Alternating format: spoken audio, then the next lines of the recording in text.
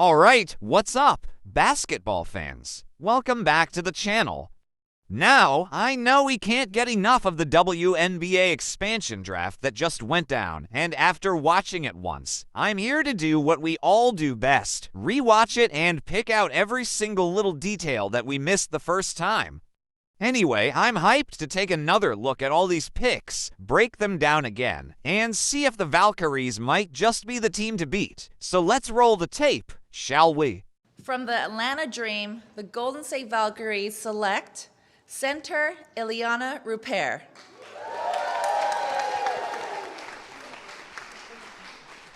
From the Chicago Sky, the Golden State Valkyries select forward Maria Conde.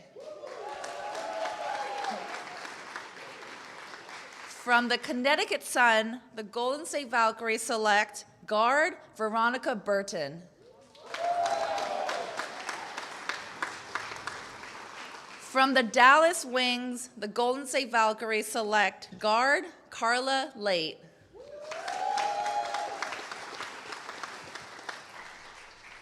Right, there we go. We have our first 4 names of the reveal, and there they are. And just in case you didn't pick up on it, these names are being announced in alphabetical order from the teams of the W, so there's no ranking here in terms of who's most important. Your first thoughts? Well, immediately, of course, I look to the guard. I'm a little biased when it comes to the guards, but my eyes go to Veronica Burton, and my thoughts go to her as well, because what did you hear Coach Natalie Nakase say? We're going to shoot some threes, and what is Veronica Burton so good at doing?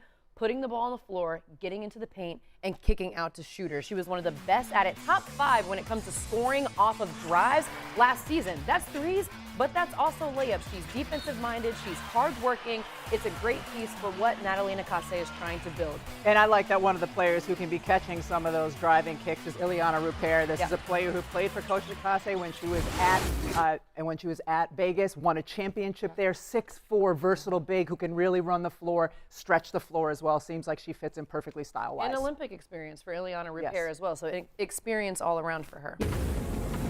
Well, how about Draymond Green showing some love to the Warriors' new sister squad, rocking the recently revealed Valkyries jersey yesterday at their game. As for the names on the back of the jerseys, we do have 4 more names that are about to be revealed in just a moment, but we do want to do a little table set of the Valkyries' notable games during what will be their inaugural season. They'll open the season in the Chase Center against the Sparks in a battle for Cali, some other marquee matchups as well. Defending champ Liberty May 27th, and they've got the Aces and Fever in June. But for now, standing by, waiting for someone to tell them when to go. Okay. It's beloved Bay Area rapper E40. Fever, the Golden State Valkyries select center Timmy Fogbenlay.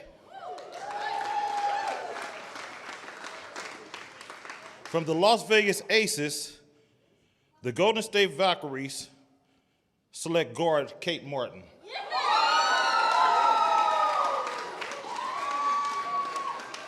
From the Los Angeles Sparks, the Golden State Valkyries select forward Stephanie Talbot.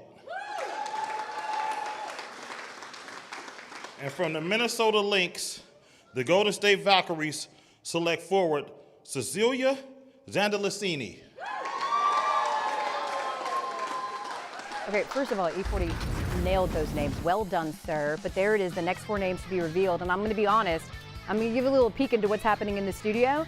I detected some looks of shock when these names were announced. Where's that coming from? The most shocking thing for me is that Timmy Fogbenlay was chosen, not because she won't be a great fit out in Golden State. I was just really surprised that the Indiana Fever did not choose to protect her with one of their 6. Yeah, I am very shocked. First of all, this is a great list, but when you talk about Timmy Fogbenlay, Rebecca, I mean, she was so much energy, high energy, played fast, her motor, there were so many positive things, and she missed time with an injury.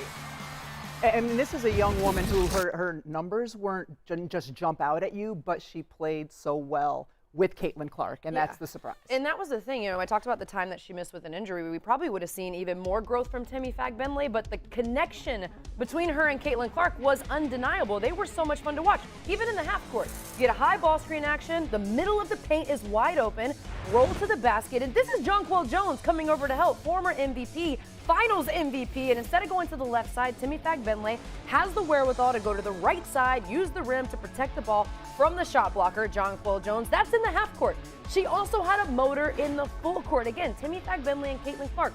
We saw this multiple times. Fagbenle was their best rim runner. She sprints the floor. Caitlin Clark drops a dime with a bounce pass. And watch Timmy Fagbenle's strides. 1, 2, before DeWanna Bonner can even get over to help. That's the motor, the athleticism, and the high ceiling that Timmy Fagbenle had, not just by herself, but alongside Caitlin Clark And for the Fever. when you look at this group of 4 as a whole, all 4 of these young women can be rotation players this coming summer for this team. You would expect Kate Martin to come in off the bench and have a role, but the other 3 certainly could be in starting positions for Golden State. How do they fit in what we just heard Natalie say she was looking for in this first roster? Wants mobile players. You're just talking about Fagbenle as one of the best rim runners in the league. 3 of these 4 can shoot from the three-point line. Chechi Zandalicini was terrific. We saw that throughout the course of the season in terms of her efficiency from 3 this past year with the Minnesota Lynx. So they fit beautifully. Yeah, Zandalicini, 44% from the three-point line this past season. And we talk about Kate Martin. First of all, Natalie Nakase has experience in the NBA. She has experience in a championship WNBA team. What's important? Corner threes. That is where Kate Martin thrived this past season. 38% on corner threes specifically. That floor spacing ability that Kate Martin's going to bring. And for all 4 of these women, the competitiveness that they all show out there on the floor, that's going to fit right in. I don't know if you guys peeped it. There's apparently a huge Kate Martin fan out in the audience. When they named that, she just kept screaming and screaming and screaming. And certainly you can understand why. She is a fan favorite. By the way, the fun does not end tonight. We haven't had our first expansion draft show in 16 years, and very quickly we're going to add 2 more. In 2026, both Toronto and Portland will join the W, bringing the league to 15 teams total. So we'll see you back here next year. Since for you're coming up with that reveal. phrases, you're going to come up with a name for Portland? A reminder that the Valkyries will not be done building their roster tonight. They currently own the 5th pick in the 2025 draft, which you can see on ESPN April 14th, by the way, shameless plug. Paige Beckers currently projected as the top overall pick to the Wings. This is per Michael Vopel, with UConn teammate AZ Flood in the 3 slot and Lauren Betts staying on the West Coast. But in the immediate future, let's get it to SF for our final reveal being announced by the face of the We Believe Warriors, Baron Davis.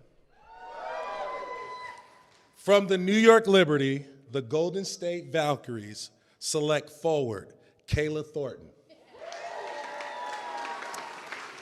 From the Phoenix Mercury, the Golden State Valkyries select forward Monique Billing. Go Bruins. From the Seattle Storm, the Golden State Valkyries made no selection. Ooh.